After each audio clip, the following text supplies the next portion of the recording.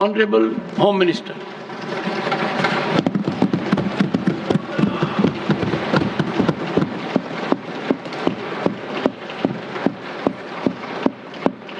सम्मान्य सभापति महोदय, सबसे पहले मैं आपके प्रति आभार का भाव प्रकट करना चाहता हूं कि इस महत्वपूर्ण चर्चा में आपने मुझे हिस्सा लेने का मौका दिया है। महोदय, ये चर्चा जो है, ये चर्चा एक और तो हमारे संविधान के कारण हमारा देश इतना कितना आगे बढ़ा, इसका जनता को एहसास कराएगी। दूसरी ओर हमारे संविधान की मूल भावनाओं के कारण ही 75 साल में लोकतंत्र के मूल पाताल तक गहरे गए हैं, इसका भी एहसास होता है। और तीसरी ओर ये भी मालूम पड़ता है, जब संविधान की भावनाओं को दरकिनार कर कर कोई अपने लिए संविधान को तोड़ मरोड़ कर आगे चलने का प्रयास करता है, तो किस प्रकार के अकस्मात और किस प्रकार की दुर्घटनाएं होती हैं। इस सभी दृष्टि से देखें तो संविधान की दोनों सदन में जो चर्चा हुई है, वो चर्चा एक प्रकार से हमारे किशोरों के लिए, हमारी युवा पीढ़ी के लिए आने वाले दिनों में ये दोनों महान सदन में बैठकर देश का भविष्य का निर्णय करने वालों के लिए बहुत शिक्षणात्मक रहेगी, ऐसा मेरा मानना है। और देश की जनता के लिए भी क्षीण करने में बहुत मदद करेगी कि किस पार्टी ने आज जो 75 साल की मीमांसा होगी, इसमें स्पष्ट हो जाएगा किस पार्टी ने जब जब जनता ने शासन अपने वो पार्टी के हाथ में दिया, संविधान का सम्मान किया है या नहीं किया है। मान्यवर, बहुत लंबी आजादी की लड़ाई के बाद हम आजाद हुए। जब हम आजाद हुए तब दुनिया भर के कई राजनीतिक पंडितों ने कई आगाहियां की थी कि ये देश बिखर जाएगा, शायद बन ही नहीं पाएगा। कुछ लोगों ने ऐसी आगाही की थी कि यहां डेमोक्रेटिक वैल्यू प्रस्तापित हो ही नहीं पड़ सकते, एकता हो ही नहीं सकती, और ये देश आर्थिक रूप से कभी भी आत्मनिर्भर नहीं हो पाएगा। और आज जब 75 साल के समय के बाद, संविधान को स्वीकार करने के बाद पीछे मुड़कर देखते हैं, तो सरदार पटेल का मैं अब धन्यवाद करना चाहता हूं कि सरदार साहब के अथक परिश्रम के कारण आज देश एक होकर मजबूती से दुनिया के सामने खड़ा। मान्यवर, जो कहते थे लोकतंत्र इस देश में सफल नहीं होगा, मैं वो सभी लोगों को इस सदन के माध्यम से कहना चाहता हूं कि 75 साल हो गए, हमारे साथ भी पास पड़ोस में, दुनिया भर में कई लोग आजाद हुए, नई शुरुआत की, वहां कई बार अकस्मात हुए, लोकतंत्र सफल नहीं हुआ। हमारा लोकतंत्र आज पाताल तक गहरा पहुंचा है। अनेक परिवर्तन रक्त की एक बूंद बहाए बगैर हमने करे हैं, और विचारधाराओं के आधार पर भी परिवर्तन करे हैं। अनेक तानाशाहों के गुमान, अभिमान और अहंकार को चूर चूर करने का काम इस देश की जनता ने किया है, मगर लोकतांत्रिक तरीके से किया है। और मान्यवर, जो कहते थे कि हम आर्थिक रूप से आत्मनिर्भर नहीं हो पाएंगे, उनको भी हमारी जनता ने, हमारे संविधान की खूबसूरती ने जवाब दिया है। हम आज दुनिया का 5वां अर्थतंत्र बनकर सम्मान के साथ, और ब्रिटेन जिन्होंने सालों तक हम पर राज किया, और जो मैंने तीनों आगाही कही वहीं से पक्ष विपक्ष में से आई थी, आज ब्रिटेन भी अर्थतंत्र की तालिका में हमारे पीछे खड़ा है। मान्यवर, ये हम सब के लिए गौरव लेने का पल है, हम सब के लिए बोध लेने का भी पल है, और हम सब के लिए संकल्प लेने का भी पल है। और ये सदन जे आपने लगभग 80 से ज्यादा सांसदों को मान्यवर बोलने का मौका दिया। 31 घंटे की चर्चा हुई और ये चर्चा में सभी भाव पक्ष या विपक्ष से कहीं न कहीं प्रकट हुए। मान्यवर, आज मैं जब यहाँ आया हूं तब ये बात कहना चाहता हूं कि आज हम जिस मुकाम पर खड़े हैं उस मुकाम पर महर्षि अरविंद और स्वामी विवेकानंद की वो भविष्यवाणी सच होती दिखाई पड़ती है कि भारत माता अपने दैदीप्यमान ओजस्वी स्वरूप से जब खड़ी होगी तब दुनिया की आंखें चकाचौंध हो जाएगी और पूरी दुनिया वो रोशनी से भारत की ओर देखेगा। वो दिन सच होगा, इसके नजदीक काफी मजल हमने काट ली है। मान्यवर, हमारा संविधान सभा की रचना और संविधान की रचना की प्रक्रिया, ये तीनों एक प्रकार से समग्र विश्व के सभी संविधानों में अनूठे हैं, अलग प्रकार के रहे हैं। हमारे यहाँ दुनिया का सबसे ज्यादा विस्तृत लिखित संविधान चर्चा के सभी हमारे पारंपरिक लक्षणों को पार करते हुए हमने किया। इस संविधान सभा में 299 सदस्य रहे, 22 धर्म जाति समुदाय के सदस्य रहे, हर प्रिंसली स्टेट का प्रतिनिधित्व रहा, हर राज्य का प्रतिनिधित्व रहा। एक प्रकार से समावेशी प्रतिनिधित्व के साथ भारत का भविष्य तय करना, मतलब संविधान को रचने की हमारी प्रक्रिया आगे बढ़ी। 2 वर्ष 11 माह और 18 दिन तक अहर्निश चर्चा चलती रही, विस्तृत चर्चा चलती रही। देश के भविष्य, देश चलाने के नियम और देश की परंपरा को समाहित करते हुए देश को आगे ले जाने का संकल्प इतनी विस्तृत चर्चा के बाद बना। 13 समितियों में कार्य विभाजन किया गया, 7 सदस्यीय ड्राफ्टिंग समिति बनी और जनता के अभिप्राय के लिए भी शायद ही दुनिया का कोई ऐसा संविधान होगा जिसका ड्राफ्ट पूरी जनता को कमेंट्स के लिए दिया गया और कमेंट्स पर भी बहुत डिटेल चर्चा कर उचित बदलाव भी किए गए। इतनी लोकतांत्रिक परंपरा से और प्रक्रिया से बना हुआ हमारा संविधान 295 अनुच्छेद, 22 भाग और 12 अनुसूचियों में बटा है और ये सभी संविधान के अनुच्छेद, भाग और अनुसूचियां हैं वो विश्व में कोई भी संविधान से ज्यादा उदात्त और उत्तुंग मानव मूल्यों का सृजन करने वाले रहे हैं। मान्यवर, इसलिए हम सबको इस पर गर्व है और हम सब ये संविधान को हमेशा मस्तक झुकाकर प्रणाम करते हैं। मैं एक विशेष उल्लेख करना चाहूंगा मान्यवर, नंदलाल बोस जो गुरुवर टैगोर के अंतेवासी थे, बहुत बड़े कलाकार थे। इन्होंने 4 वर्ष का समय लेकर संविधान को सजाने का काम किया और उन्होंने जो संविधान लिखा गया था इसके अनुरूप घटनाओं को संविधान के अंदर उकेरने का भी काम किया। इतिहास, धर्म, संस्कृति और परंपरा, सबसे मानव जीवन के उच्च मूल्य देने वाली सभी संदेशों को, घटनाओं को उन्होंने चित्र रूप में यहाँ पर उकेरा। यहाँ पर भगवान राम का चित्र भी मिलेगा, बुद्ध और महावीर का भी मिलेगा, दशम पिता गोविंद सिंह जी का भी चित्र मिलेगा। गुरुकुल, हमारी शिक्षा नीति कैसी होनी चाहिए इसका संदेश भी मिलता है।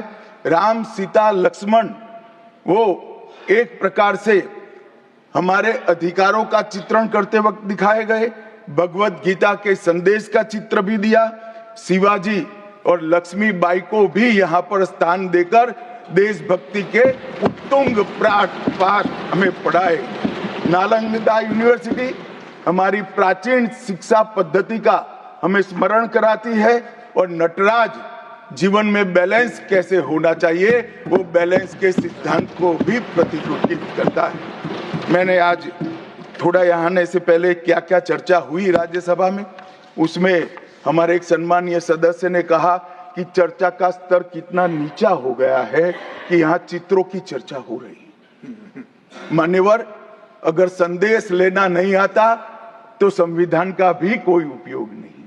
ये सारे जो चित्र लगाए हैं वो हमारे हजारों साल से चलने वाले हमारे राष्ट्र के जीवन को उद्घोषित करने वाले, और कोई ये न समझे कि हमारा संविधान दुनिया के संविधानों की नकल है। हाँ, हमने हर संविधान का अभ्यास जरूर किया है, क्योंकि हमारे यहाँ तो ऋग्वेद में कहा गया हर कोने से हमें अच्छाई प्राप्त हो, शुभ विचार प्राप्त हो, और शुभ विचार को स्वीकारने के लिए मेरा मन खुला हो। मान्यवर, हमने सबसे अच्छा लिया है, मगर हमारी परंपराओं को नहीं छोड़ा है। पढ़ने का चश्मा अगर विदेशी है तो संविधान में भारतीयता कभी नहीं दिखाई देती। और मैं मानता हूं कि जिसने भी संविधान को सिर्फ शब्दों में छापा है और चित्रों को निकाल दिया है, उन्होंने संविधान की भावनाओं के साथ छल किया है। चित्र बगैर का संविधान अधूरा संविधान।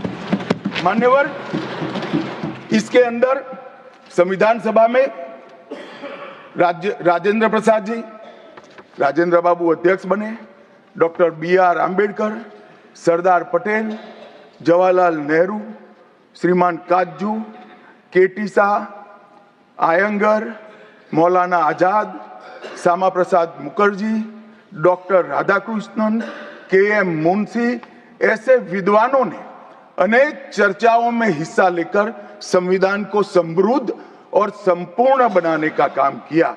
परंतु इतना ही नहीं, संविधान सभा के जो सदस्य थे, इसके अलावे भी विवेकानंद, महर्षि अरविंद, महात्मा गांधी, गोपाल कृष्ण गोखले, तिलक महाराज, वीर सावरकर, लाला लजपत राय और राष्ट्र, लोकतंत्र और हमारी परंपराओं में उच्च मूल्यों को स्थापित करने वाले हर महापुरुष की भावनाओं का ये महापुरुष ने उल्लेख कर कोई न कोई सिद्धांत को प्रस्तापित किया है। मान्यवर, जब इतने सारे मनुष्यों का अच्छा विचार जिस संविधान में हो, उसको सफल होना ही था। ये संविधान सफल होने के लिए संविधान सभा की चर्चा अगर कोई ध्यान से पढ़ेगा तो वेद, उपनिषद, चाणक्य नीति, विदुर नीति, शांति पर्व, रामायण और महाभारत, इसमें से निपजे हुए मानव जीवन के सभी मूल्यों को भी इसके अंदर हमने समाने का प्रयास किया था। मान्यवर, 75 साल हो गए संविधान को किस प्रकार से हमारे राजनीतिक दलों ने और हमारी पॉलिटिकल पार्टियों के साथ साथ हमारी सरकारों ने भी किस प्रकार से आगे बढ़ाया, इसकी भी चर्चा जरूर होनी चाहिए। मैं मानता हूं ये चर्चा समय उचित होगी।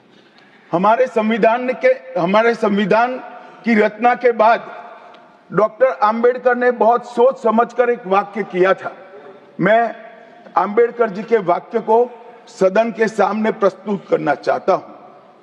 कोट, कोई संविधान कितना भी अच्छा हो, वह बुरा बन सकता है अगर जिन लोग पर उसको चलाने की जिम्मेदारी है वो अच्छे न हो। उसी तरह से कोई भी संविधान कितना भी बुरा हो, वो अच्छा साबित हो सकता है अगर उससे चलाने वालों की भूमिका सकारात्मक और अच्छी हो। ये दोनों घटनाएं मान्यवर हमने हमारे संविधान के 75 साल के कालखंड के अंदर देखी है, और मैं तथ्यों के आधार पर सदन के सामने और सदन के माध्यम से देश की जनता के सामने भी रखना चाहता हूं। हमारे संविधान को कभी भी अपरिवर्तनशील नहीं माना गया। समय के साथ साथ देश भी बदलना चाहिए, समय के साथ साथ कानून भी बदलने चाहिए और समय के साथ साथ समाज भी बदलना चाहिए। परिवर्तन ये जीवन का मंत्र है, सत्य है। इसको हमारे संविधान सभा ने स्वीकार किया था। इसलिए आर्टिकल 368 में संविधान संशोधन, इसके लिए प्रोविजन किया गया। अभी कुछ राजनेता आए हैं, 54 साल की आयु में अपने आप को युवा कहते हैं और ये घूमते रहते हैं, संविधान बदल देंगे, संविधान बदल देंगे, संविधान बदल देंगे। मैं उनको समझाना चाहता हूं कि संविधान बदलने का प्रोविजन, संविधान के प्रावधानों का बदलने का प्रोविजन अनुच्छेद 368 के अंदर संविधान में ही है। और मैं आज फिर से एक बार कहना चाहता हूं, थोड़ा ज्ञानवर्धन भी हो जाए किसी का। भाजपा ने 16 साल राज किया, माननीय 6 साल अटल जी ने किया, 10 साल मोदी जी ने किया और 5 साल और मोदी जी करें। एक प्रकार से 16 साल हमने शासन किया। 16 साल में हमने 22 बार संविधान बदला, संविधान के अंदर परिवर्तन की। और कांग्रेस ने 55 साल करा और 55 साल में 77 परिवर्तन कांग्रेस ने भी किए, कांग्रेस के शासन में भी हुए। अब भारतीय जनता पार्टी और कांग्रेस दोनों ने परिवर्तन किए। ये परिवर्तन का टेस्ट कैसा था, किस प्रकार से किए गए? संवैधानिक प्रक्रिया से भी परिवर्तन होते हैं और संविधान को तोड़ मरोड़ कर, फॉर्मेलिटी कर भी परिवर्तन कर सकते हैं। परिवर्तन करने का उद्देश्य क्या था, क्या हासिल करना था? क्या हमारे लोकतंत्र को मजबूत करने के लिए परिवर्तन किए गए? क्या हमारे जिनको अधिकार नहीं है ऐसे लोगों को समकक्ष अधिकार लेने के लिए परिवर्तन किए गए, या अपनी राज्य सत्ता को टिकाने के लिए परिवर्तन? इस पर से ही पार्टी का कैरेक्टर, पार्टी के चलने की पद्धति और पार्टी का संविधान में विश्वास, ये सबको मालूम पड़ता है। मैं ज्यादा संविधान के संशोधन में नहीं जाऊंगा मान्यवर। दोनों प्रमुख दलों के 4 संविधान संशोधन को मैं लेना चाहूंगा। पहला संशोधन हुआ 18 जून 1951 में। संविधान सभा ने ही ये संशोधन करना पड़ा, क्योंकि संविधान बनाने के बाद, संविधान स्वीकारने के बाद आम चुनाव में जाने तक का भी धैर्य कांग्रेस पार्टी में नहीं था। अभी लोकसभा नहीं बनी थी, अभी राज्यसभा नहीं बनी थी और संशोधन लेकर आए। अब उसका उद्देश्य क्या था? 19A जोड़ा गया। 19A जोड़ा गया, वो किस लिए जोड़ा गया? अभिव्यक्ति की आजादी पर स्वतंत्रता को, अभिव्यक्ति की आजादी, अभिव्यक्ति की स्वतंत्रता को कर्टेल करने के लिए पहला सुधार आया। और किसने किया मान्यवर? उस वक्त प्रधानमंत्री कौन था? श्रीमान जवाहरलाल नेहरू उस वक्त प्रधान।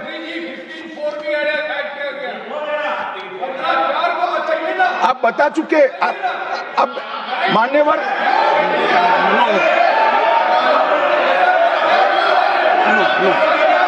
No sit down Jairam ji, he not yielding. We heard leader of the opposition. मान्यवर, Unless there is yielding, let us hear. मान्यवर, मेरा लंबा अनुभव है आजकल करते हुए। मुझे 30 साल हो गए विधानसभा और लोकसभा राज्यसभा में बैठे हुए। संसद में भाषण करने का मेरा अनुभव है मान्यवर। वो विरोध तभी कर सकते हैं जब मेरी बात सच न हो।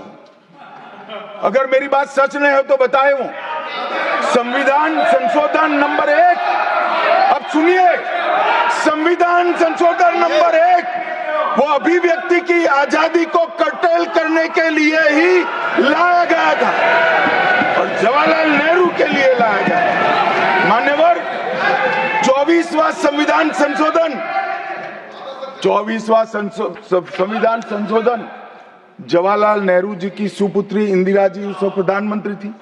पार्टी तो वही सत्ता में थी, कांग्रेस पार्टी। 5 नवंबर 1971 को संविधान में संशोधन किया गया, 24वां संशोधन।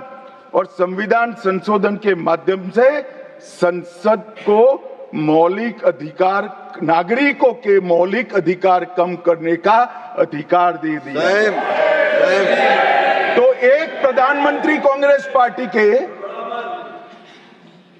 अभिव्यक्ति की स्वतंत्रता कर्टेल करते हैं दूसरे प्रधानमंत्री उसी परिवार से आते हैं। वो नागरिकों के मौलिक अधिकार को कर्टेल करने का अधिकार लेते हैं और 39वां संविधान संशोधन अब तो इंतहाई कर दी मान्यवर, सब सीमाओं को पार कर दिया। मान्यवर, आप तो अधिवक्ता रहे हैं। 10 अगस्त 1975 का वो दिन हमारे संविधान के इतिहास में बहुत, जब भी जिक्र होगा काले अक्षरों से ही इसका जिक्र करना पड़ेगा। उस वक्त 39वां संविधान संशोधन आया मान्यवर। 39वां संविधान संशोधन क्या था? इंदिरा गांधी जी के चुनाव को इलाहाबाद हाईकोर्ट ने अमान्य घोषित कर दिया। अभी कुछ नहीं है, ईवीएम ले लेकर घूमते हैं, हारते हैं और ईवीएम ले लेकर, ईवीएम ने हरा दिया, ईवीएम ने हरा दिया, ईवीएम ने हरा दिया। सुप्रीम कोर्ट ने 24 बार ईवीएम की अर्जी नकार दी। चुनाव आयोग ने 3 दिन ईवीएम 10 से 5 बजे तक रखा कि भाई कोई हैक कर बताए।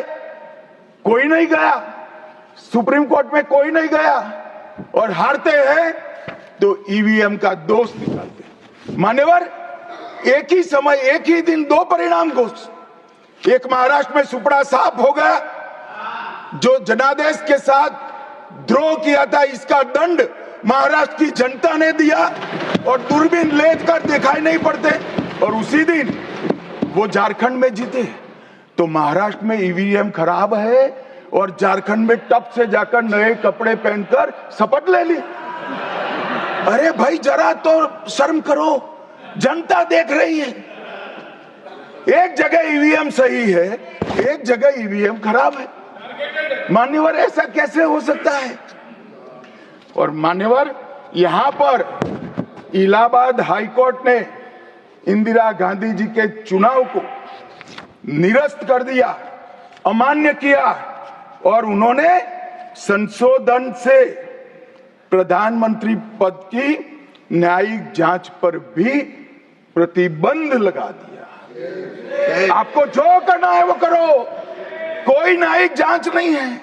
ये अभी जो अधिकारों की गुहार लेकर घूमते हैं मेरे कम्युनिस्ट भाई, मैं उनको पूछना चाहता हूं, किसके साथ बैठे हो? किसके साथ बैठे हो? रात को अंधेरा कर अपनी आत्मा को टटोलना भैया, मालूम पड़ेगा। और ये संविधान संशोधन मान्यवर रिट्रोस्पेक्टिव इफेक्ट से किया गया कि पुराना भी मुकदमा है तो वो खारिज हो जाएगा। कभी ऐसा होता है? हमारे प्रधानमंत्री तो कहते हैं मैं प्रधानमंत्री नहीं हूं, प्रधान सेवक। और कोई कहता है कि मुझ पर मुकदमा नहीं हो सकता, मैं शासक हूं, शासक के खिलाफ उंगली नहीं उठाई जाती।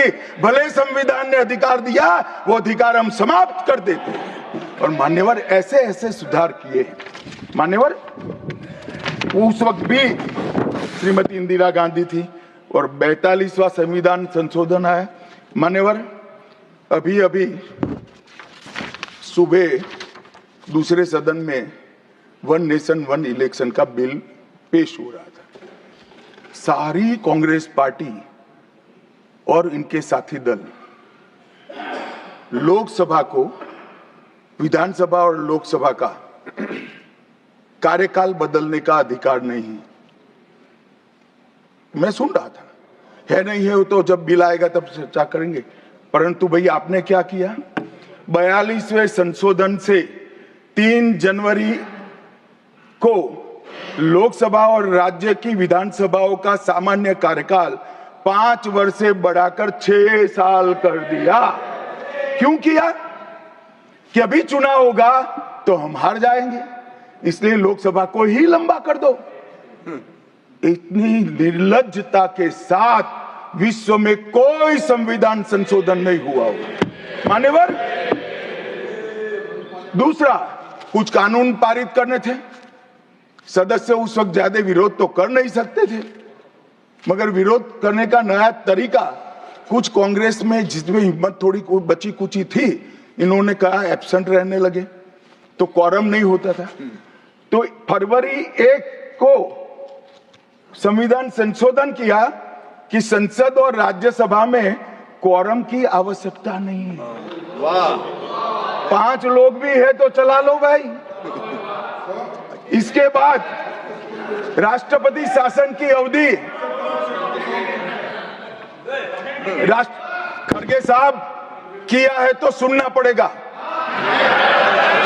हिम्मत के साथ सुनना पड़ेगा। मान्यवर राष्ट्रपति शासन की अवधि, 6 महीने तक बढ़ा दी। मान्यवर, ये 4 संशोधन, मैं समझ रहा हूं क्यों गुस्सा आ रहा है, मान्यवर। Sir, he is not yielding. Honorable Home Minister is not yielding. Are you yielding, sir? मान्यवर, मैं आपको एड्रेस करूंगा।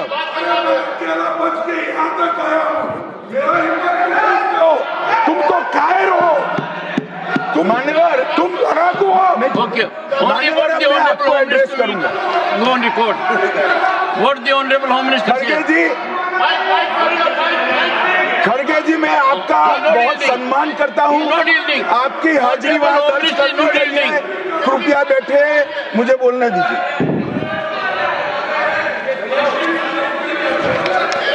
मान्यवर, ये चारों संशोधन मैं मेरी पार्टी के दफ्तर से नहीं ला सकता। ये चारों संशोधन संविधान में हुए, किसी को अदालत ने निरस्त किया, किसी को जनता पार्टी की सरकार आई तब उसको निरस्त किया, कुछ लिंगरिंग टेस्ट में रह गए, पर ये चारों संशोधन वास्तविकता है। ये 4 संशोधन से कांग्रेस पार्टी की संविधान सुधार करने की मंशा क्या है? एक में हम पर केस न हो, दूसरे में हम चुनाव हारने वाले तो समय बढ़ा देना, तीसरे में मेरे पर जांच नहीं हो सकती, और चौथे में नागरिकों के संविधान प्रदत्त अधिकारों को समाप्त करना। ये उद्देश्य बताते हैं। अब मैं हमारा 4 संशोधन लेकर आता हूं। मान्यवर, सबसे पहला संशोधन नरेंद्र मोदी जी ने सरकार में किया, 101वां नंबर भी अच्छा आया है। 101वां संशोधन 1 जुलाई 17 को हम जीएसटी को लेकर आए मान्यवर, और इस देश के अर्थतंत्र को रिदम में लाने का, कश्मीर से कन्याकुमारी और कामाख्या से द्वारका तक विशाल फैले हुए देश को जीएसटी के तहत 100 अलग अलग बिक्री करके कानूनों को समाप्त कर लोगों की हालाकी खत्म कर एक कानून लाने का काम नरेंद्र मोदी जी ने किया, और वो लोगों की भलाई की। कल की डिबेट मैंने पढ़ी है, कोई सदस्य बोले कि नरेंद्र मोदी जी ने विरोध किया था। मैं रिकॉर्ड पर कहता हूं, हाँ, नरेंद्र मोदी जी ने विरोध किया था। किस मुद्दे पर किया था? आप जीएसटी तो लाना चाहते थे, मगर राज्यों को कंपनसेशन की गारंटी देना नहीं चाहते थे। हम जीएसटी भी लाए और राज्य को विकास दर के हिसाब से कंपनसेशन की गारंटी भी दी। इतना ही नहीं, गारंटी का 10 साल तक पालन करने का काम भी भारतीय जनता पार्टी की नरेंद्र मोदी सरकार ने किया। हम संशोधन लाए देश के अर्थतंत्र को सुचारू बनाने के लिए। दूसरा संशोधन लाए, 102वां संशोधन, national commission of backward class को संवैधानिक दर्जा देने का काम। अब कुछ लोगों को पेट में दुख रहा है कि नरेंद्र मोदी जी ने ये क्यों किया। मैं साहब आगे बहुत सारी बातें बताऊंगा। नरेंद्र मोदी जी इसलिए कर पाए कि आपने नहीं किया था। अगर आप ये कर देते तो मोदी जी के तो भाग्य में ही नहीं आता। मगर साहब, पिछड़ी जातियों का कल्याण कभी भी कांग्रेस पार्टी का विश्वास नहीं रहा, मान्यता नहीं रही, नीति भी नहीं रही। भारतीय जनता पार्टी ने संविधान संशोधन पिछड़ी जातियों के कल्याण के लिए। तीसरा संशोधन क्या लाए? 130वां संशोधन 12 जनवरी 19, किसी भी जिनको आरक्षण का फायदा नहीं मिलता है, ऐसी जाति के गरीब से गरीब बच्चों को 10% आरक्षण देने का फैसला। गरीब कल्याण और गरीबी हटाओ की बातों सालों तक करी, सूद नहीं मिली, समय नहीं मिला। विचार नहीं आया। ये विचार नरेंद्र मोदी जी को आया और गरीबों को, बच्चों को 10% आरक्षण पूरे देश भर में मिला। मान्यवर 105वां संशोधन, ओबीसी की पहचान करने के लिए केंद्र के पास अधिकार थे। अब मैं बताना चाहता हूं, इतने बड़े विशाल देश में 140 करोड़ की जनसंख्या में पिछड़ी जातियों का पिछड़ापना क्या कोई एक केंद्र सरकार कर सकती है? फेडरल स्ट्रक्चर की बात करते हैं, मगर अब तक केंद्र सरकार के पास ही रहा था। नरेंद्र मोदी जी ने कहा इसके कारण पिछड़ा समाज को अन्याय होता है। आगे से ये संविधान संशोधन करने के बाद 10 अगस्त 2021 के बाद पिछड़ापन का निर्णय करने का अधिकार राज्य की सरकारों को देने का काम नरेंद्र मोदी। और मान्यवर सबसे अंतिम संशोधन में पांचवा कहना चाहता हूं, 106वां संशोधन, और मैं तो क्रम में बोला हूं, एक भी काटा नहीं। 101, 102, 103, 104, 105, 106 सभी के सभी जन कल्याण के लिए। और छठा सम्मेलन संशोधन था 28 सितंबर 2023 को मातृशक्ति को शक्ति प्रदान करने का, मातृशक्ति को 33% आरक्षण, नारी शक्ति वंदन अधिनियम। मान्यवर, मैं आज आपके माध्यम से पूरे सदन से और पूरे सदन के माध्यम से देश भर की 140 करोड़ की जनता को कहना चाहता हूं कि जब इस दोनों सदन में 33% नारी शक्ति बैठेगी, संविधान निर्माताओं की कल्पना पूरी हो जाएगी। मान्यवर, इनकी आत्मा को बहुत शांति मिलेगी। इसके अलावा भी हम कई कानून लेकर आए। हम कानून लाए ट्रिपल तलाक को निरस्त करने का। अब ये कहते हैं आपकी वोट बैंक की राजनीति है। मान्यवर, सुप्रीम कोर्ट का कोई वोट बैंक होता है क्या? सुप्रीम कोर्ट तो चुनाव नहीं लड़ती है, जजों को चुनाव नहीं लड़ना है। ट्रिपल तलाक समाप्त करना चाहिए और साहबानों को मुआवजा देना चाहिए। दोनों जजमेंट सुप्रीम कोर्ट ने अलग अलग समय पर दिए थे, परंतु वोट बैंक की राजनीति हम नहीं कर रहे हैं। वोट बैंक की राजनीति कर कर मुस्लिम बहनों के साथ इतने साल अन्याय करने का काम एक कांग्रेस पार्टी ने किया। हमने तो ट्रिपल तलाक समाप्त कर कर मुस्लिम माताओं को, बहनों को अधिकार दिया। आपका कि भी अधिकार आपके पति जैसे हैं, मगर देखिए साहब, ट्रिपल तलाक समाप्त हो गया, अभी कोई नहीं कहता अच्छा हुआ। कैसे कहेगा? एक उदाहरण पड़ा है, हमारे आरिफ मोहम्मद खान बेचारे मंत्री थे, अच्छे खासे मंत्री थे, फर्राटे की अंग्रेजी बोलते थे, बहुत पढ़े लिखे व्यक्ति थे, फारसी के विद्वान, उर्दू के विद्वान, हिंदी तो मातृभाषा। अब उन्होंने कहा कि साहबानों को मुआवजा देना चाहिए। मंत्री पद भी गया, सांसद पद भी गया और बेचारे कई सालों तक संघर्ष करते। कौन बोलेगा? मान्यवर, इनका जो पद्धति है, वोट बैंक की पॉलिटिक्स करने की पद्धति है। मान्यवर, 2020 में हम नई शिक्षा नीति लाए। पहली शिक्षा नीति आजादी के बाद आई है जिसका विरोध कम्युनिस्ट भी नहीं कर पाए।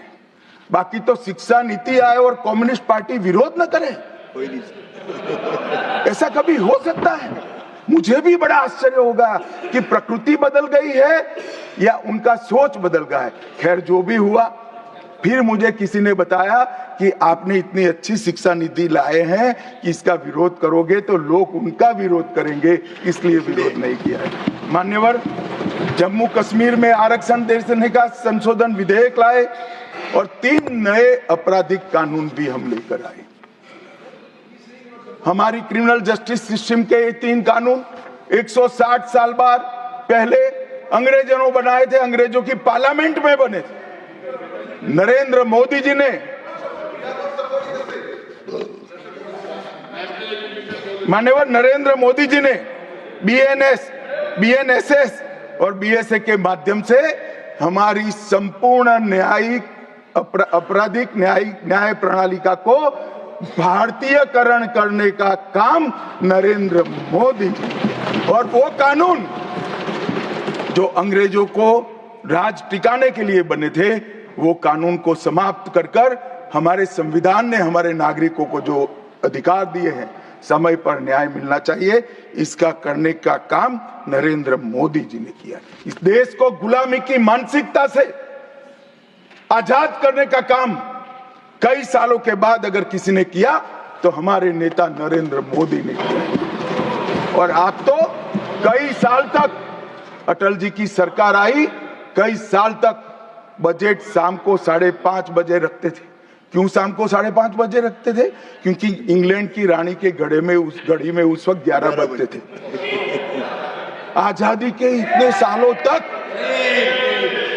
अंग्रेज की रानी के घड़ी से बजट रखने की आदत थी, वो भी किसी ने बदला तो भारतीय जनता पार्टी ने बदला, अटल बिहारी वाजपेयी।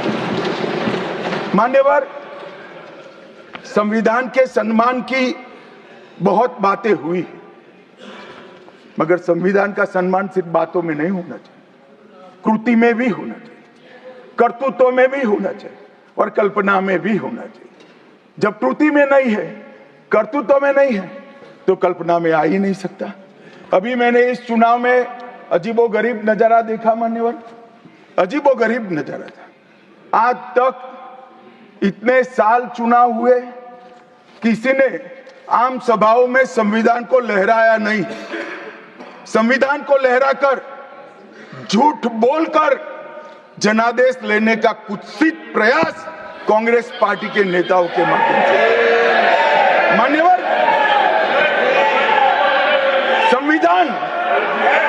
संविधान लहराने का मुद्दा नहीं है, संविधान बहकाने का मुद्दा नहीं है।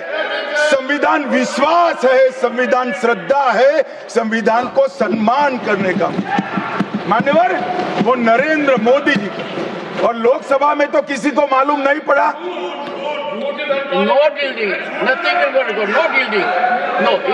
मान्यवर, लोकसभा में तो किसी को मालूम नहीं पड़ा, लोकसभा में तो किसी को मालूम नहीं पड़ा।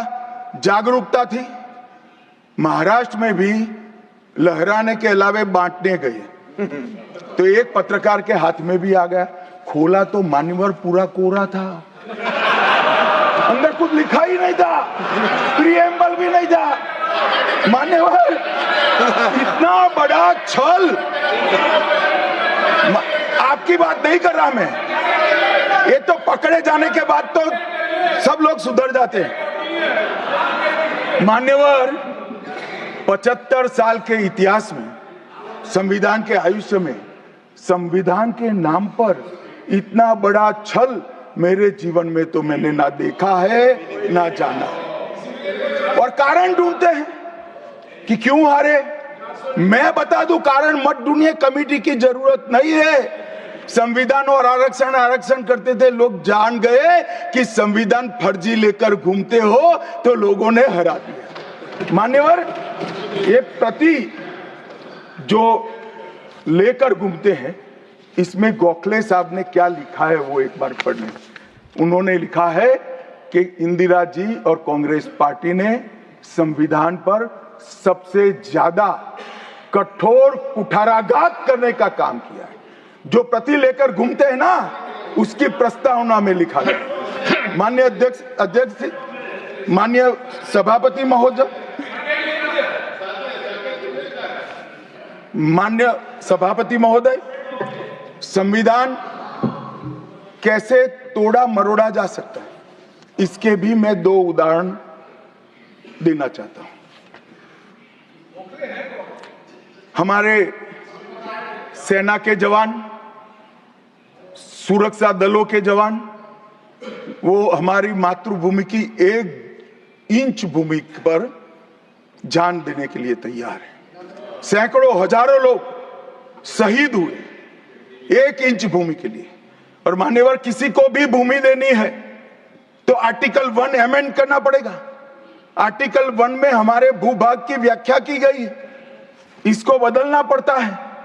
तमिलनाडु के पास एक टापू था, कच्चातीवू टापू।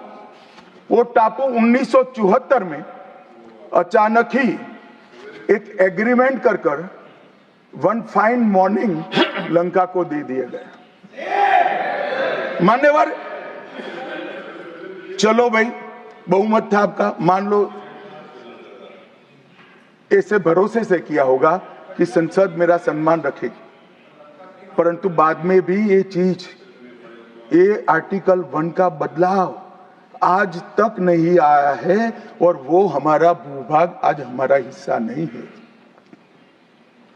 मान्यवर, ऐसा खिलवाड़ भारत नहीं, दुनिया के किसी भी देश में शासकों द्वारा संविधान के साथ नहीं किया होगा। मान्यवर, आप तो अधिवक्ता हैं, 35A को कॉन्स्टिट्यूशन ऑर्डर से, राष्ट्रपति महोदय के ऑर्डर से दाखिल किया गया। अब दाखिल तो हो सकता है, पर कॉन्स्टिट्यूशन ऑर्डर को दोनों सदन की परमिशन चाहिए, जो हमने धारा 370 हटाने के लिए ली।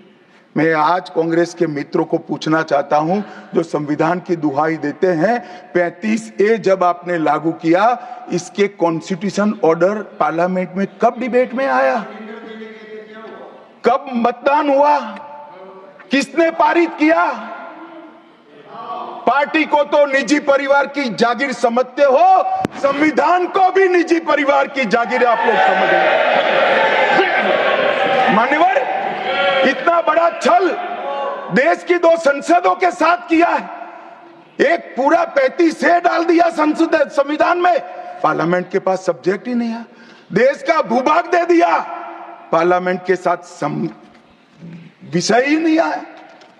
किस प्रकार से आपने संविधान के साथ खिलवाड़ किया है, किस प्रकार से आपने देश को चलाया है, ये देश की जनता को आज इस बहस से मालूम पड़ना चाहिए। मान्यवर, आपातकाल, अभी बड़ी बड़ी उदात्त भावनाओं का स्मरण कांग्रेस के मेरे दोनों सदनों के साथी सदस्य कर रहे थे। यंग सदस्य करे तो मैं समझता हूं, शायद इन्होंने इतिहास न पढ़ा हो, मगर जो लोग आपातकाल के वक्त थे वो भी करते थे। किसी की भी स्मृति इतनी अल्पकालीन कैसे हो सकती है? मान्यवर, क्या हुआ था आपातकाल में? लाखों लोग कोई अपराध के बगैर जेल में ठूस दिए गए, लाखों लोग, कोई पॉलिटिकल पार्टी बाकी नहीं है। आज इनके साथ बैठे हैं, उनमें से भी कुछ लोग जेल में थे, वो भी नहीं बोलते हैं। न्यायालय में डर का माहौल, मीडिया पर सेंसरशिप, इंडियन एक्सप्रेस ने अपना संपादकीय एक भी शब्द लिखे बगैर का कोरा संपादकीय प्रकाशित करा, क्योंकि लिख नहीं सकते थे। श्रीमान शुक्ला साहब से एडिट कराना होता था, वापिस ही नहीं आता था, तो उन्होंने कोरा अखबार ही निकाल दिया।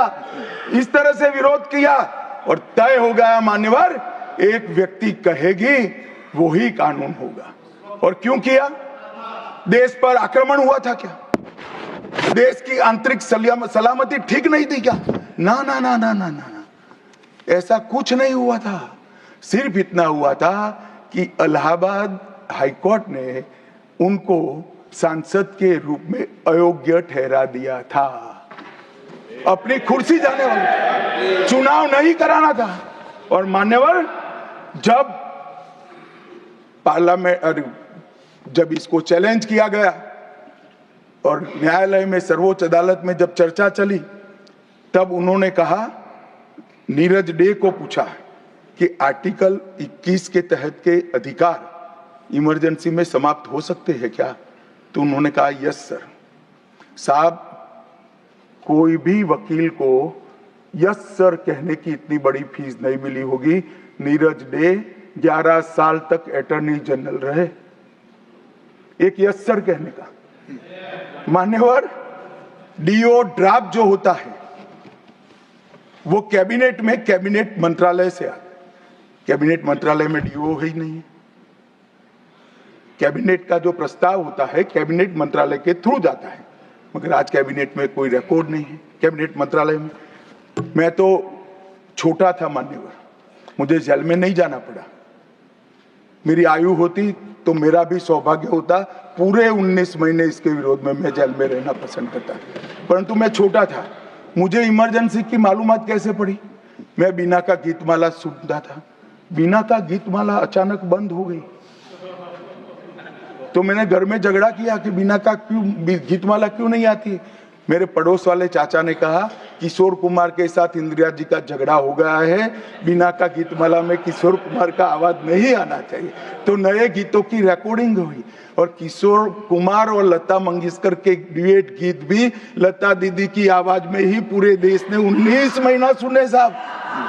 देखिए डेमोक्रेसी की बात करें मान्यवर, इस प्रकार की कृति, ऐसा दंड दिया देश की जनता ने उनको कि अब स्वप्न में भी नहीं कर सकते हैं। ऐसी कृति कोई न करे, इसलिए ये बहस जरूरी है।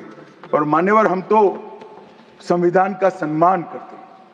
नरेंद्र मोदी जी ने संविधान दिन मनाने की बात रखी तो एक वरिष्ठ कांग्रेसी नेता ने कहा क्या जरूरत है संविधान दिन की, 26 जनवरी तो है। बोले भाई, संविधान को जितनी भी बार स्मरण करोगे, इसकी भावनाओं के प्रति आपकी आस्था दृढ़। और मान्यवर, इसलिए नरेंद्र मोदी जी संविधान दिन मनाते हैं और संविधान के निर्माताओं की पुण्य स्मृति में मनाते हैं। मान्यवर, उस वक्त आज ही मुझे किसी शायर ने दुष्यंत कुमार की पंक्ति भेजी है इमरजेंसी के लिए। मैं ज्यादा भाषण इमरजेंसी पर करना नहीं चाहता, परंतु मैं जरूर कहना चाहूंगा। दुष्यंत कुमार की पंक्ति है, एक गुड़िया की कई कठपुतलियों में जान है, एक गुड़िया की कई कठपुतलियों में जान है, आज शायर ये तमाशा देखकर हैरान है। कल नुमाइश में मिला वो चिथड़े हाल कपड़े पहने हुए, मैंने उसको नाम पूछा तुम कौन हो, तो उसने कहा मैं संविधान हूं। दुष्यंत कुमार जी की कविता है मान्यवर, इंदिरा जी को समर्पित है। मान्यवर, जब संविधान बन रहा था, संविधान के हर आर्टिकल पर चर्चा चल रही थी। हम आजाद हो गए थे, आजाद हुए थे, पर हमारा देश कोई नया नहीं बना था। हम तो हजारों सालों से दुनिया में सबसे चिर पुरातन संस्कृति, चिर पुरातन धर्म और चिर पुरातन समाज जीवन लेकर निकले हुए देश हैं। हाँ, एक कालखंड के लिए गुलाम हो गए थे, आजादी मिली, आगे देश कैसे चले इसका एक डॉक्यूमेंट बनाना था। तो उस डॉक्यूमेंट में चर्चा में आया कि अब देश का नाम क्या हो। अंग्रेज लिख कर गए थे इंडिया, क्योंकि वो भारत को जानते ही नहीं थे।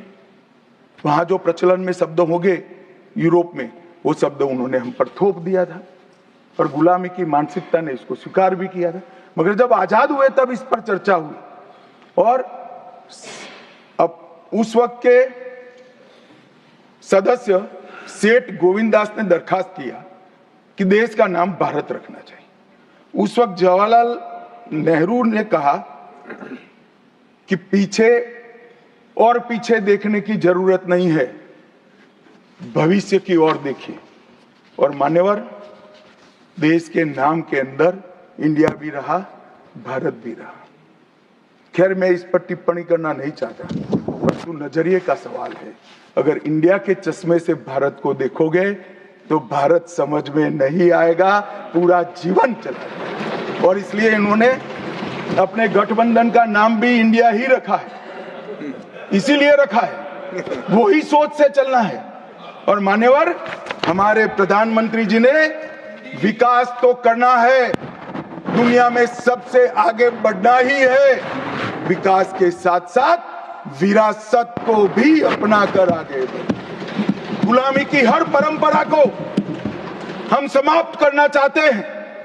हम एक आजाद मुल्क है, सार्वभौमत्व से लैस मुल्क है, किसी की परंपरा हमें स्वीकार नहीं है।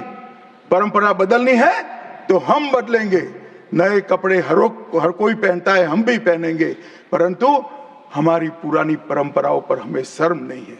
और मान्यवर, क्या किया नरेंद्र मोदी जी ने, राजपथ जो अंग्रेज सम्राट के सम्मान में नाम रखा गया था, उसका नाम बदलकर कर्तव्य पथ रखा। इंडिया गेट पर किंग पंचम जॉर्ज की मूर्ति लगी थी, मूर्ति हटा दिया, शर्म के मारे में स्थान खाली था। हमने वहां सुभाष बाबू की प्रतिमा लगा। मान्यवर, नेवी का चिन्ह जो देकर गए थे वही चलता था। हमने वीर छत्रपति शिवाजी महाराज की नेवी के चिन्ह को हमने भगवान बिरसा मुंडा की 150वीं जयंती को जनजातीय गौरव वर्ष के रूप में मनाया। राष्ट्रीय युद्ध स्मारक हमने बनाया और राष्ट्रीय युद्ध स्मारक में अमर जवान की ज्योति को विलीन करने का काम भारतीय जनता पार्टी के नेता नरेंद्र मोदी। संसद के अंदर राजा जी ने जो उदात्त भावनाएं व्यक्त की थी, जिसको जवाहरलाल जी ने भी स्वीकारा था, मगर बाद में शर्म का एहसास हुआ, सेंगोल को इलाहाबाद के म्यूजियम में भेज दिया। नरेंद्र मोदी जी ने विधिवत तरीके से सेंगोल को संसद के अंदर प्रस्तावित किया, नई संसद बनाई और विश्व भर में चोरी की गई मूर्तियां, आर्टिफैक्ट्स जो थे वो 345 हजारों साल पुराने हमारे मूर्तियां और आर्टिकल्स, उसको वापस लाने के लिए हमारे विदेश मंत्रालय ने काम किया। न्यू एजुकेशन पॉलिसी, पूरा देश अंग्रेजी में चले, ऐसे षड्यंत्र चले इतने सालों तक। न्यू एजुकेशन पॉलिसी में हमने कंपलसरी कर दिया बच्चे की प्राथमिक शिक्षा मातृभाषा में होगी। मान्यवर, मातृभाषा में आईएएस आईपीएस का एग्जाम नहीं दिया जाता था, हमने वहां मातृभाषा में एग्जामिनेशन को किया। अभी तमिलनाडु के सदस्य बोल रहे थे, पहले आप जिनके साथ बैठे हो उनके शासन में तमिल में आईएएस आईपीएस का पेपर नहीं लिख सकते थे। आज तमिल मीडियम में बड़ा हुआ बच्चा गर्व के साथ देश का टॉप ब्यूरोक्रेट बन सकता है। ये व्यवस्था हमने करी। मान्यवर, अंडमान और निकोबार के द्वीप समूह का नाम जो अंग्रेज रखे थे वो छोड़कर गए थे। सुभाष बाबू ने जब अंडमान निकोबार जीता तब उन्होंने नामकरण किया था शहीद और स्वराज, उसको भुला दिया गया। आजादी के बाद फिर से अंग्रेजों का नाम वापस लाए, नया न रखो कोई बात नहीं भाई, सुभाष बाबू ने रखा निकाल दिया। हमने डंके की चोट पर सुभाष बाबू के नाम शहीद और स्वराज दोनों वापस लाने का काम किया। ल्यूटियन में रेस कोर्स रोड पर रहते थे, हमने लोक कल्याण मार्ग करा।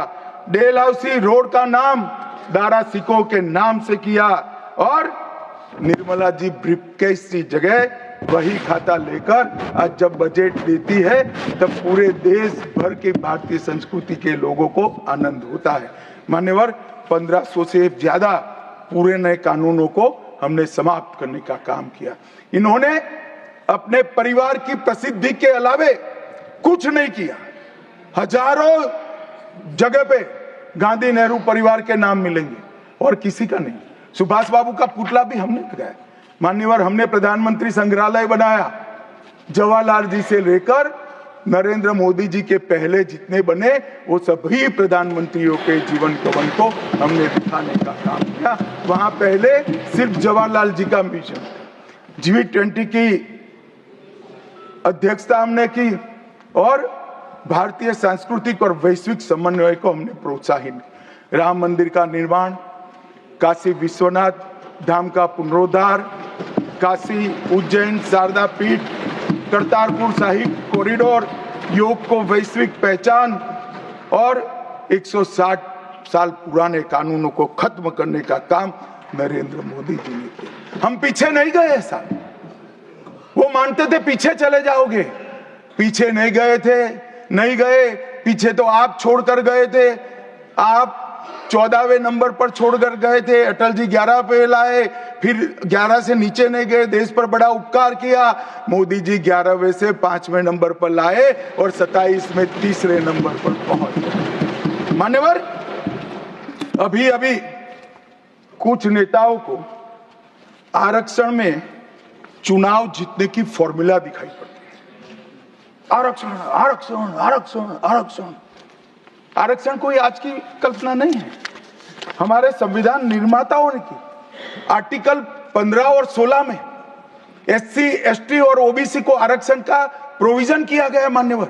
ये मूल प्रोविजन है, कोई नया नहीं है। इतनी जोर से आरक्षण आरक्षण आरक्षण कर कर छाती चौड़ी कर कर चिल्लाते। आज मैं बताना चाहता हूं कि कांग्रेस पार्टी किस प्रकार से आरक्षण विरोधी पार्टी है मान्यवर। इनका कहना और करना दोनों अलग है मान्यवर। आरक्षण के लिए नेहरू जी के उद्गार अंत में मैं बताऊंगा, परंतु ओबीसी को आरक्षण देने के लिए 1955 में काका साहेब कालेलकर कमीशन बना मान्यवर। इसका रिपोर्ट कहां है?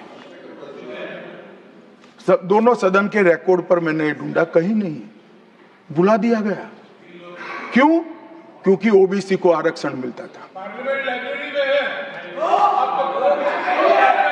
बैठिए बैठिए बैठिए ना, मैं प्रक्रिया बताता हूं। अर्ध सत्य नहीं बोलता हूं भाई। एक सेकंड, छिपा कैसे सकते हो? छिपा कैसे सकते हो? बाबा साहब आंबेडकर का संविधान है, देश में लोकतंत्र है, कैसे छिपाओगे मान्यवर? कोई भी रिपोर्ट आता है, कोई भी रिपोर्ट आता है, अरे सुनो, अब कोई भी रिपोर्ट आता है उसको कैबिनेट के सामने रखना पड़ता है, फिर इस पर कार्यवाही जो की उसकी रिपोर्ट के साथ संसद के सामने रखना है। सही कह रहे हैं, उन्होंने संसद में लाने की जगह पुस्तकालय में रख दिया। ओबीसी का आरक्षण इन्होंने लाइब्रेरी में रख दिया। और मान्यवर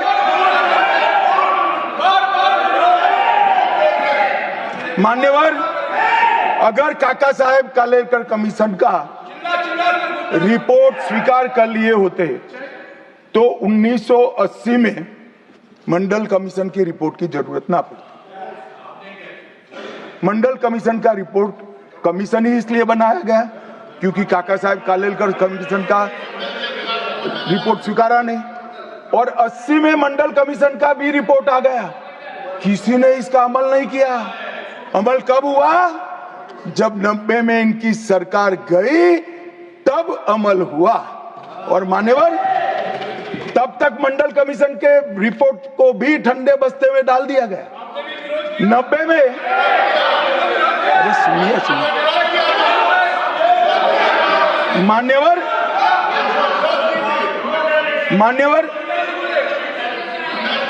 मंडल कमीशन के रिपोर्ट को जब स्वीकार किया गया, लोकसभा में प्रतिपक्ष के नेता थे श्रीमान राजीव गांधी। मैंने राजीव गांधी जी के सभी भाषणों को खंगाला। सबसे लंबा भाषण मंडल कमीशन के रिपोर्ट के विरोध करने के लिए किया है। और इन्होंने कहा पिछड़ों को आरक्षण देने से इस देश में योग्यता का अभाव हो जाएगा। अब ये तो आपके विचार है मान्यवर। राजीव गांधी की स्पीच भी, श्री राजीव गांधी की स्पीच भी लोकसभा के रिकॉर्ड पर पड़ी है। लाइब्रेरी में आप जाते हैं, लोकसभा की स्पीच निकलवा कर नहीं पढ़ते। जयराम जी पढ़ लीजिए एक बार। और नरेंद्र मोदी जी ने क्या किया मान्यवर? ओबीसी कमीशन को नरेंद्र मोदी जी ने मान्यता दी, पिछड़ा वर्ग का सम्मान किया, नेट, नीट, जेई उसमें ओबीसी का आरक्षण किया। और इन्होंने क्या किया? अभी भी ये तो सब नेहरू जी, इंदिरा जी और अब भी चलता रहता है। एक इन्होंने क्या किया? झूठ बोलना शुरू किया कि हम आरक्षण बढ़ा देंगे, आरक्षण बढ़ा देंगे, आरक्षण बढ़ाना चाहिए, आरक्षण 50% से ज्यादा बढ़ा। ये क्यों बढ़ाना है मैं बताना चाहता हूं मान्यवर। झूठ नहीं, असत्य, झूठ की जगह असत्य। चले मान्यवर, आपने भी करेक्ट किया था। खड़गे जी की बात को स्वीकार कर लेता हूं। उन्होंने झूठ नहीं बोला, वो सत्य से परे बोले हैं, वो नहीं बोलना चाहिए मान्यवर। इन्होंने 50% से ज्यादा आरक्षण करने की वकालत की। मैं आज देश की जनता को कहना चाहता हूं कि देश के 2 राज्यों में धर्म पर आरक्षण अस्तित्व में है, धर्म के आधार पर आरक्षण, ये गैर संवैधानिक है माननीय। संविधान सभा की कोई भी डिबेट आरक्षण के प्रावधान करने वाले आर्टिकल की पढ़ लीजिए, इसमें स्पष्ट किया गया है कि कोई भी आरक्षण धर्म के आधार पर नहीं हो सकता, आरक्षण पिछड़ापन के आधार पर।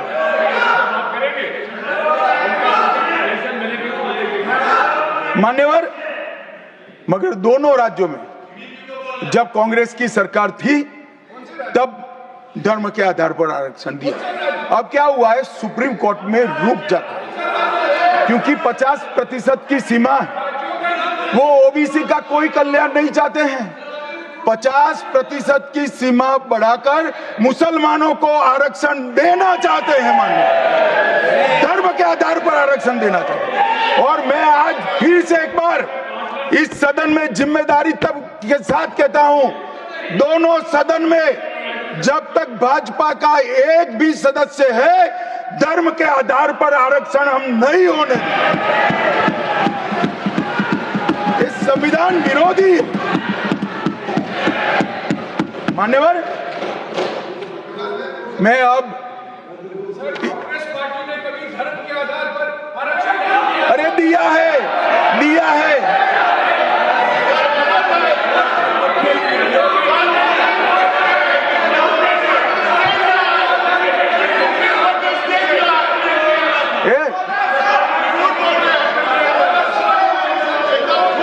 मान्यवर, इससे तो ये बच जाएंगे, मगर मैं रिकॉर्ड पर से कुछ कोट अनकोट कहना चाहता हूं, जो संविधान सभा की चर्चा का रिकॉर्ड है। जवाहरलाल नेहरू जी ने कहा, मैं ये देखकर सचमुच आश्चर्यचकित हूं कि नियुक्ति में आरक्षण के सिद्धांत को कितनी देर तक ले जा रहा है, मतलब कितना बढ़ा रहे हैं।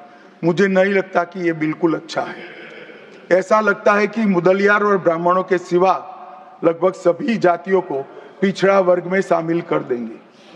मान्यवर, सरकारी सेवाओं में आरक्षण के लिए इनके विचार थे।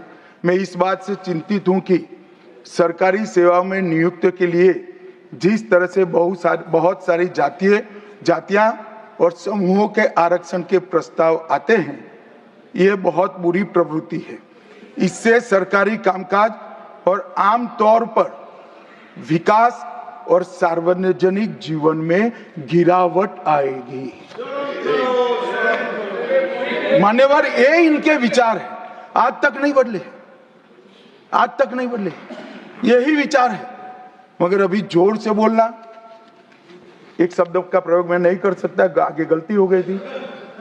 असल मान्यवर, हमारे संविधान के directive of principle of state policies भाग 4 के अनुच्छेद 44 में एक एंट्री है जो कॉमन सिविल कोड की यूसीसी की बात करती है।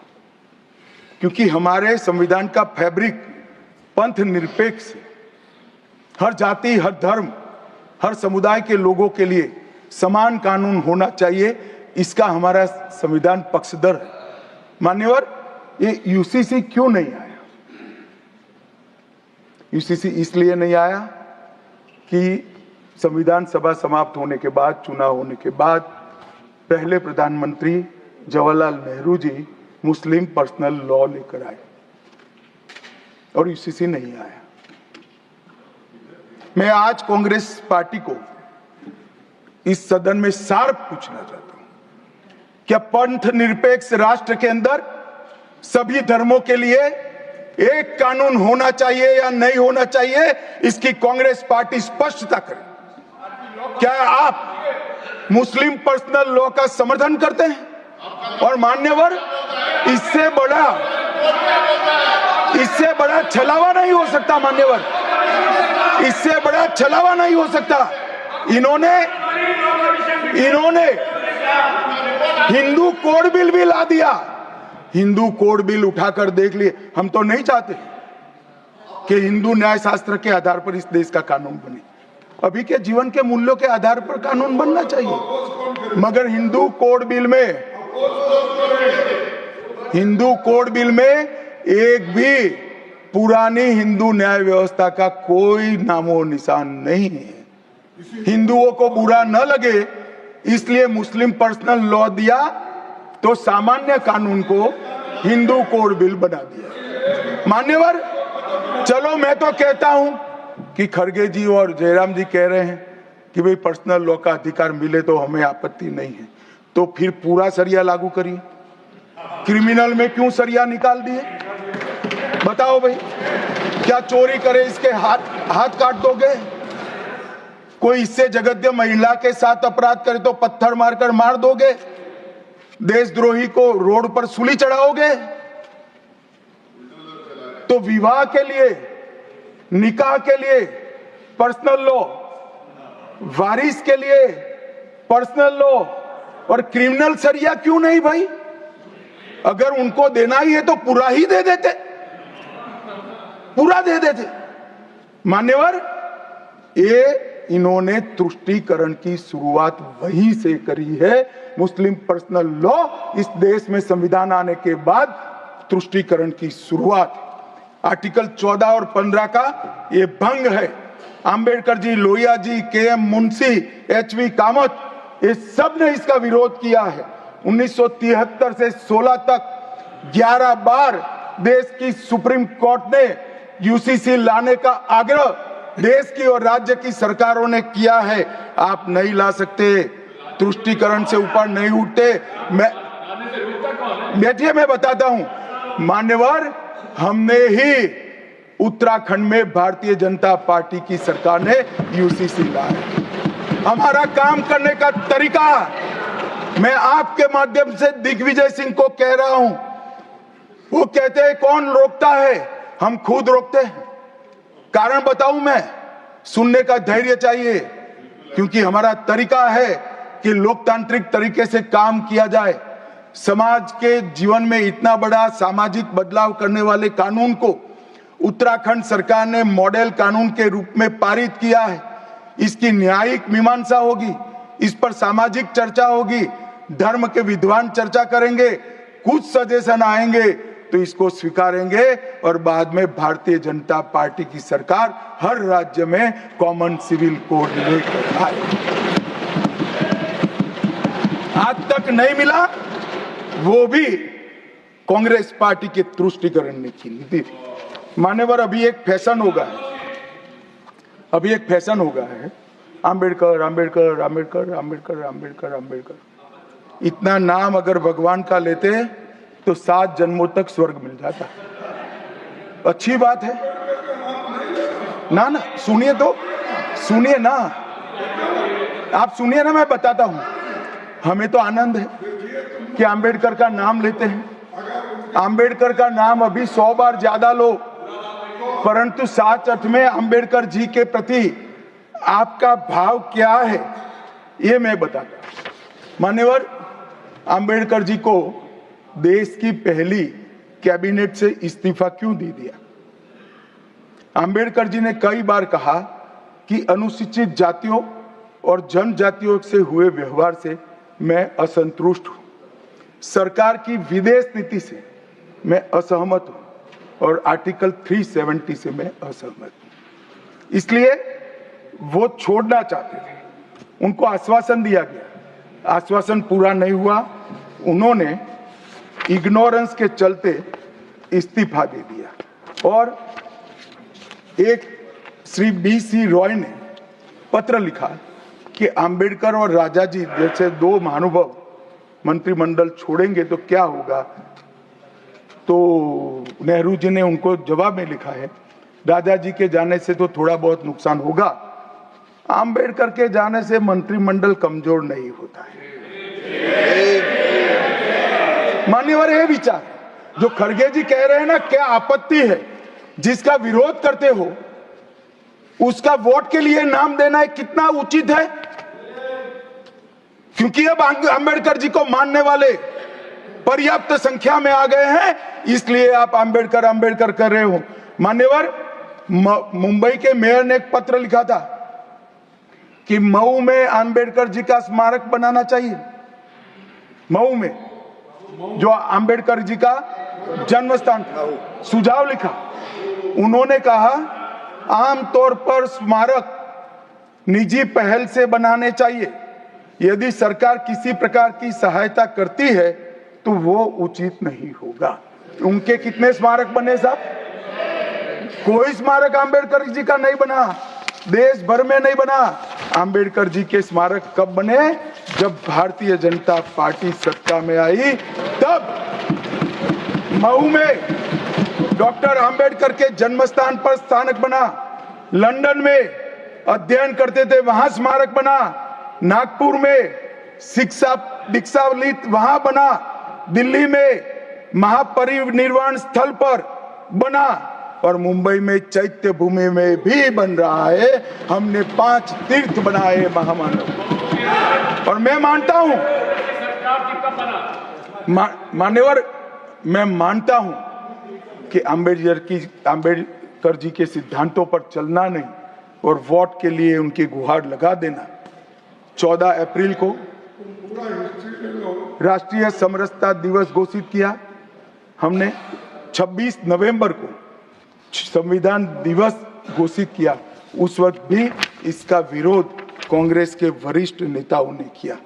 मान्यवर,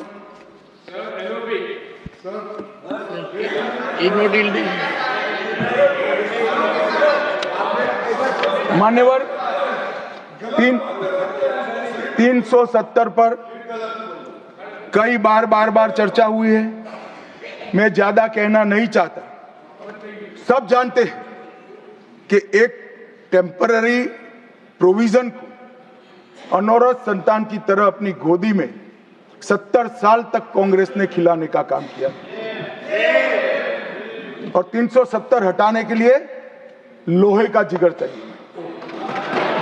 और जब देश के प्रधानमंत्री नरेंद्र मोदी जी 2019 में फिर से प्रधानमंत्री बने, एक ही झटके से इसी सदन में 370 और 35 को समाप्त। इसी सदन में कहते थे खून की नदियां बह जाएगी। खून की नदियां छोड़ो, कंकड़ चलाने की किसी की हिम्मत नहीं है। कंकड़। और मान्यवर क्या हुआ? इसके बाद क्या हुआ? 35,000 पंचायत के सदस्य आजादी के बाद पहली बार चुनकर आए। 2 करोड़ 11 लाख एक वर्ष में पर्यटक आए। पत्थरबाजी शून्य हो गई। आतंकवादी घटना 92% कम हो गई। एरिया डोमिनेशन बढ़ा। 33 साल के बाद घाटी में थिएटर में रात्रि का शो चल रहा है। 34 साल के बाद ताजिया का जुलूस निकला। पहाड़ी, गुर्जर, बकरवाल और वाल्मीकि को आरक्षण मिला और घाटी के हर घर पर हर घर तिरंगा अभियान भी चला। श्रीनगर में फॉर्मूला 4 कार रेसिंग हुई।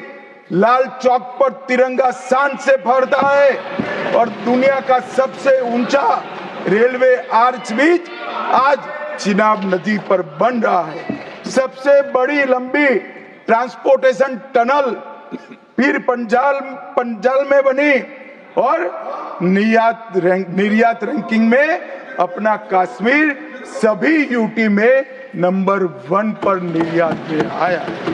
मान्यवर 80,000 करोड़ पाकिस्तान से आए हुए विस्थापित, घाटी से भगाए गए विस्थापित और पश्चिमी पाकिस्तान से आए हुए विस्थापित को 80,000 करोड़ दिया और 1,19,000 करोड़ का निवेश आज आ गए। मान्यवर 370 के रहते 70 साल में 12,000 करोड़ का निवेश आया था।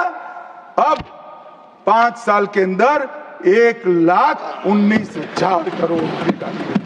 G20 के डेलीगेट्स भी वहां गए। अमरनाथ यात्रा में 4.5 लाख यात्रियों ने अपनी श्रद्धा व्यक्त की और कुपवाड़ा के शारदा देवी मंदिर में 600 वर्ष के बाद पहली बार दीपावली मनाने का काम।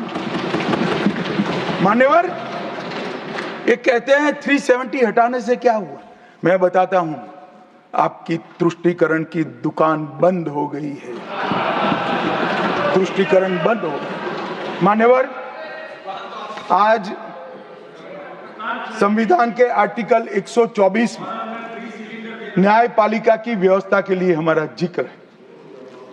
कांग्रेस पार्टी की सरकारों ने आर्टिकल 124 की भावनाओं के साथ किस तरह से खिलवाड़ किया है, वो मैं आज सदन के माध्यम से सभी सदस्यों को और देश को बताना चाहता हूं। पहला मामला 1973 में जब संसद और सुप्रीम कोर्ट के बीच में न्यायिक पुनरावलोकन जुडिशियल रिव्यू के लेकर संघर्ष हुआ, तब उसको समाप्त कर देने का काम कांग्रेस पार्टी ने किया और इसके बाद में केशवानंद भारती ने फिर से इसको रिस्टोर किया। फैसले से नाराज होकर, फैसला तो चलो पक्ष में भी आता है, खिलाफ भी आता है, हमारे खिलाफ भी कई फैसले आते हैं, क्या कर सकते हैं, मानना चाहिए, हमारी संवैधानिक व्यवस्था है, आर्टिकल 124 कहता है। परंतु कांग्रेस ने क्या किया, 3 वरिष्ठ न्यायाधीश जस्टिस जे.एम. सेलत, के.एस. हेगड़े और ए.एन. ग्रोवर, तीनों को प्रमोशन से महरूम कर सजा देकर चौथे न्यायाधीश को प्रमोशन देने का काम करा, जिसके कारण ये 3 सज्जनों ने अपना अपमान महसूस करते हुए संविधान की सुरक्षा के लिए इस्तीफा देकर घर पे जाना पसंद किया। ये किया है मैंने। दूसरा मामला 76 में एडीएम जबलपुर बनाम शिवकांत शुक्ला, ये बार बार दोहराना चाहिए, 140 करोड़ लोगों को रट हो जाना चाहिए जिससे कोई हिम्मत न कर सके इमरजेंसी डालने की। हर बच्चे को रटाना चाहिए कि तानाशाहों को क्या करना चाहिए। मान्यवर एडीएम जबलपुर,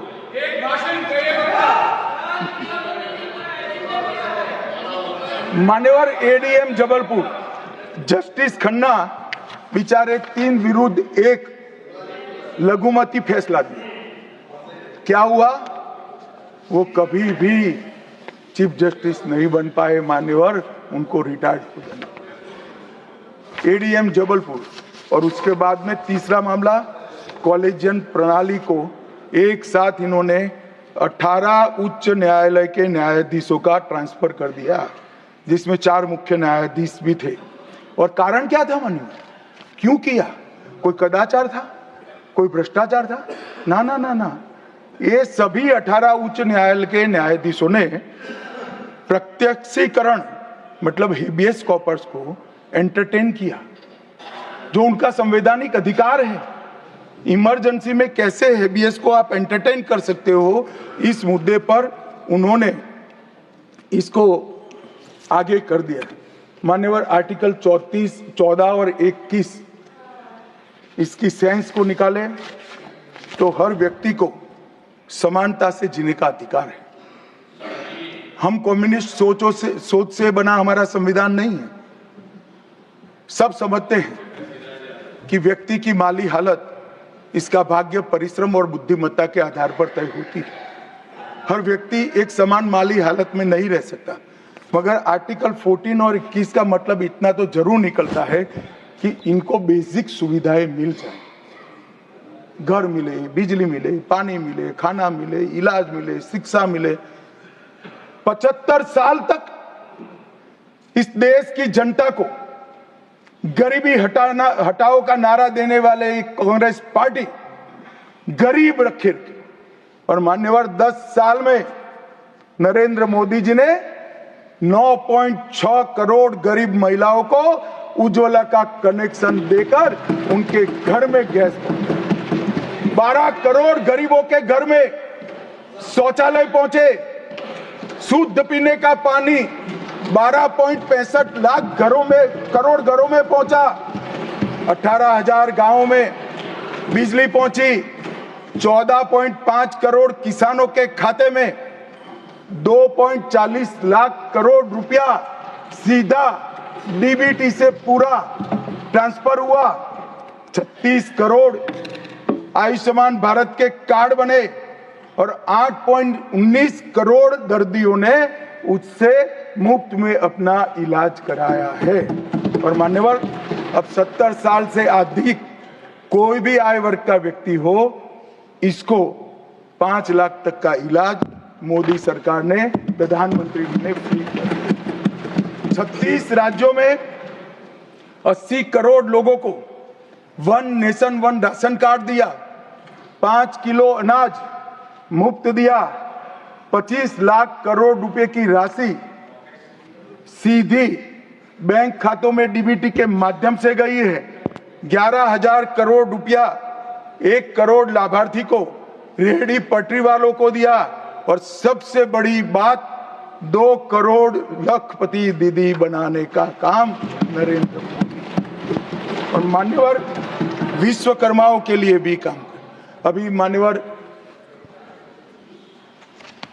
ये बात मैं बहुत संवेदनशील होकर के आप सदन के सामने रखता हूं। लोकसभा में चर्चा हो रही थी, कांग्रेस पार्टी के एक वरिष्ठ सदस्य ने कहा सावरकर के लिए जो उन्होंने उद्गार निकाले मैं तो रिपीट नहीं कर सकता। मान्यवर सावरकर जी के सामने जो वीर लगा है ना, वो कोई सरकार, कोई पॉलिटिकल पार्टी की चुनी हुई सरकार ने नहीं दिया है। इसके सामने वीर, उनकी वीरता के कारण 140 करोड़ लोगों ने। मान्यवर ऐसा उत्कृष्ट देशभक्त जिसके लिए ऐसे उच्चारण देश की सबसे बड़ी पंचायत में होते हैं, इसके बारे में कोई जानकारी लिए बगैर लगातार कई सालों से झूठ फैलाया जाता है। मैं आज रिकॉर्ड पर कहना चाहता हूं मान्यवर,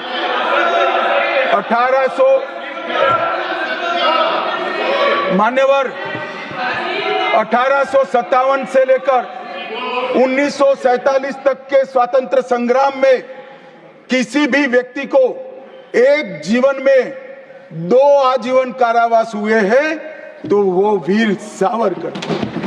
मध्य दरिये में देश को आजादी दिलाने के लिए टॉयलेट तोड़कर दरिया में छलांग लगाने का साहस किसे में था तो वीर सावरकर। एक ही जेल में 2 भाई काला पानी की सजा काट रहे थे, 10 साल तक भाई एक दूसरे को देखे नहीं। ऐसा वीर परिवार पूरे देश में दूसरा नहीं। मान्यवर आज सावरकर जी की एक उक्ति में यहां पर कहना चाहता हूं। उनका एक मराठी में वाक्य है, तुझ साठी मरण ते जनन, तुझ बिन जनन ते मरण। इसके आगे है, हे मातृभूमि तेरे लिए मरण मृत्यु ही जीवन है और तेरे बिना जीवन मेरे लिए मृत्यु से भी कठिन। ये देशभक्ति के वाक्य जिस व्यक्ति के मुंह से निकले, इसके लिए इस प्रकार की सदन में चर्चा करते हैं, सार्वजनिक रूप से बोलते हैं और गर्व महसूस करते हैं। क्या देशभक्ति कोई विचारधारा के साथ जुड़ी हो ही सकती है? देश के प्रति बलिदान किसी धर्म के साथ जुड़ा हुआ हो सकता है? किस प्रकार के स्तर पर हम देश के सार्वजनिक जीवन को ले गए हैं मान्यवर, और हमारी तो न माने, हमारी न सुने। सुनिए, आप हमारी न माने, हमारी न सुने, हमको न स्वीकारे, मगर मैं इंदिरा जी के 2 वाक्य कोट करना चाहता हूं। एक, उन्होंने 1966 में सावरकर जी के निधन पर कहा, सावरकर एक महान व्यक्ति थे, उनका नाम साहस और देशभक्ति का पर्याय है। एक महान क्रांतिकारी जिन्होंने अनगिनत लोगों से को प्रेरणा देने का काम किया, इंदिरा गांधी तत्कालीन प्रधानमंत्री।